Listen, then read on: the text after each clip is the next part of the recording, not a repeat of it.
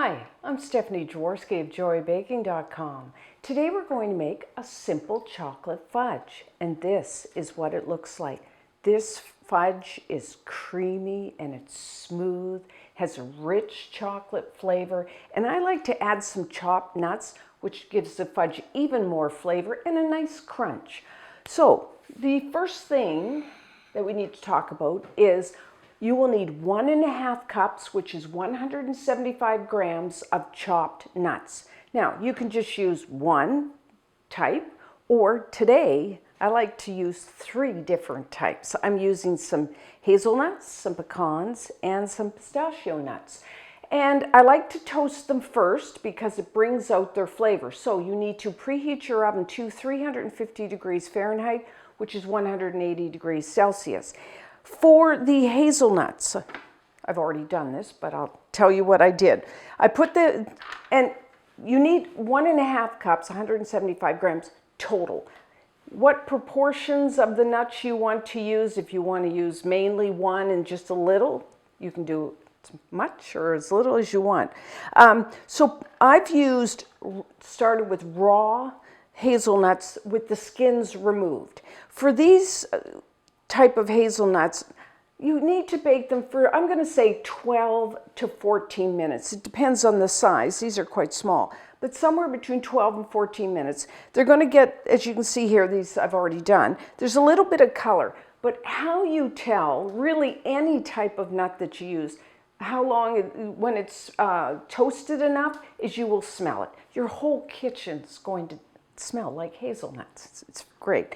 For the pecans, and even if you used walnuts or even almonds, for this type, it's usually about 6 to 8 minutes you need to bake them. That's why I have separate baking sheets.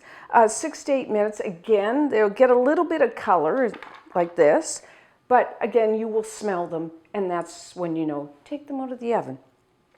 So once they're toasted, let them cool completely and then coarsely chop, which I have done here. Now, for the pistachios, I always buy them already roasted, so I don't have to do anything. And I don't even chop the pistachios because they're not that big. So that's what you need to do. Have that all ready, so you can do this ahead of time, even the day before you're going to actually make your fudge. So we've done that. I'm going to clean up. We'll be right back and we'll make our fudge. So now for our chocolate fudge. First, you will need an 8-inch, which is 20 centimeter, square baking pan, and I've lined it with foil. You could line it with parchment paper as well. And then I like to butter the foil, and what I did is just melted like a tablespoon of butter, and then with the pastry brush, just going to brush that. That way our fudge won't stick to the foil. Easier to peel it off when we cut it. Okay, and then you will need a saucepan of simmering water, and in a heat-proof bowl, I like to use stainless steel, you will need 1 pound, which is 450 grams of your favorite chocolate. You can use semi-sweet or bittersweet or kind of a combination of the two. You can take a chocolate bar, you can go on chocolate bar. Like a semi-sweet, I like to use a chocolate that's, somewhere between like a 55% up to like a 70% cocoa content. So you can go and buy a chocolate bar that typically it's labeled that like 55% or 70. And then just coarsely chop that. I've actually bought these little chocolate wafers, so I don't even need to cut them up. You can just go on your baking aisle. There's lots of different chocolate to choose from. But you want to use a chocolate because this is really chocolate and sweetened condensed milk. So you really want to like the chocolate that you are using here. So put that in your bowl along with 2 tablespoons, 25 grams of butter. You could use either salted or unsalted. I have it at room temperature, and I just cut it into small chunks so it will melt faster. And the only other ingredient we need is one 14-ounce can, just 396 grams of sweetened condensed milk, which is sweetened condensed milk. I'm just going to pour this right over the top. Sweetened condensed milk is a concentrated sugar syrup. It is just made with whole milk and sugar that's cooked down until I think it's about 60% of the water is removed. And it's like, you know, when I was a kid, we made like old-fashioned fudge. And we actually had to make our own sugar syrup, boil that, you know, in temperature and softball stage and all that.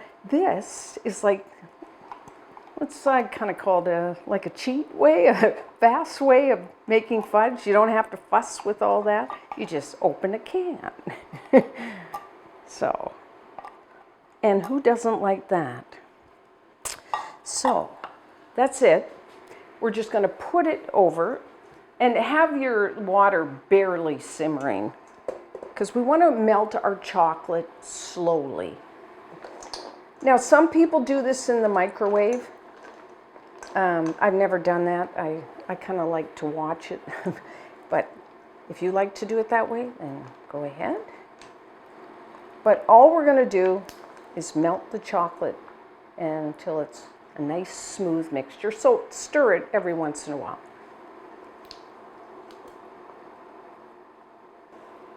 Okay, we are done. Plug that. Take it off the heat. Stir. And I'm going to add 1 teaspoon, 4 grams of pure vanilla extract for some vanilla flavor, added vanilla flavor. You don't have to if you don't want that or don't have any vanilla.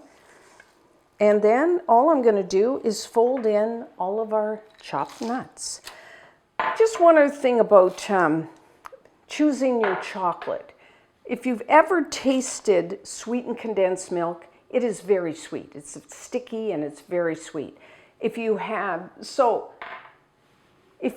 a sweet tooth, then you might want to use a semi-sweet chocolate, maybe down around the 55%.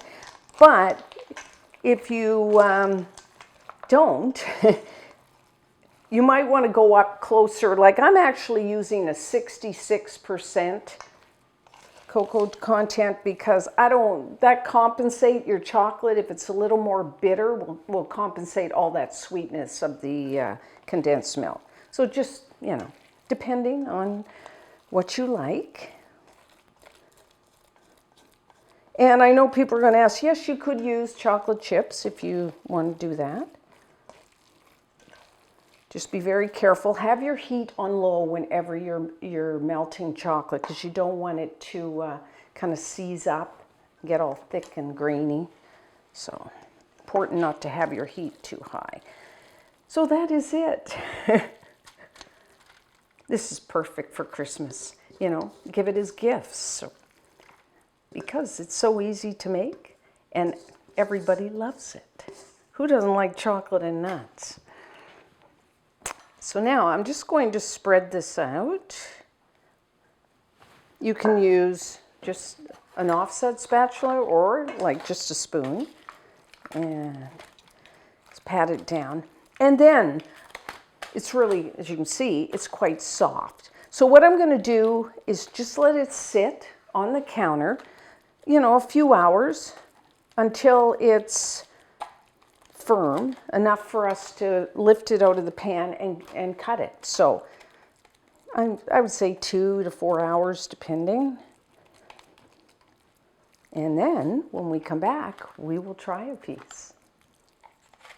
So I let our fudge sit at room temperature. I think it's been about 4 hours. If you wanted to speed that up, you could put it into the refrigerator. So now we're going to take it out of the pan. So when you line your pan either with the foil or parchment paper, you can see here I've done like an overlap, and the reason I do that is now we are going to take it out of the pan, and so I'm using the foil as kind of a handle to lift it up. So, and then you just peel it back like so.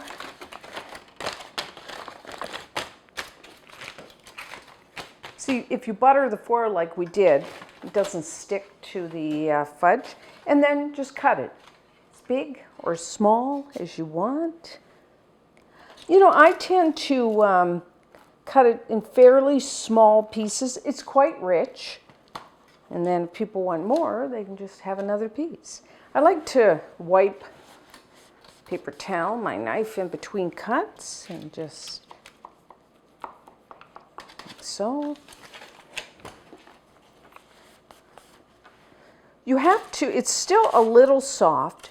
We are going to store our fudge in the fridge, and then it's going to become quite hard. It does firm up a lot, but I like to cut it now when it's set, but it's not really firm, and it's a lot easier to cut. So what I typically do is just cut all my pieces and then put it into a container. Now you can store your fudge in the refrigerator, I don't know, 10 days, 2 weeks.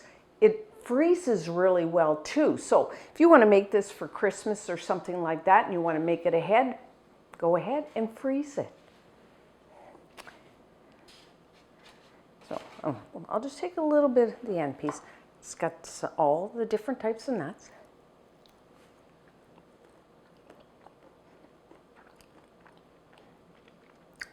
Oh, really good. It's smooth.